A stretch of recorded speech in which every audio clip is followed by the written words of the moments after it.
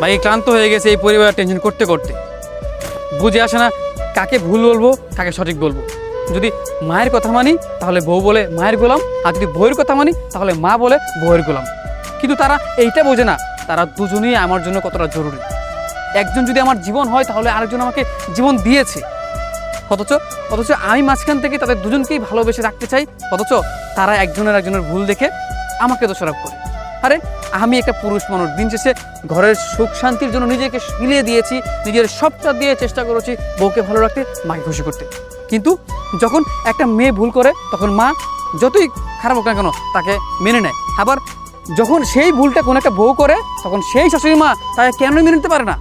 যখন একটা মা ভুল করে তখন মেয়ে তার সাথে সম্পর্ক বিচ্ছেদ করবে না, মা ভুল করতেই পারে, কিন্তু সেই শাশুড়ি মা যখন একটা ভুল করে তখন সেই বউ সে মেনে নিতে পারে না। এই মাঝখান থেকে আমার সুখ শান্তি কোথায় গেল?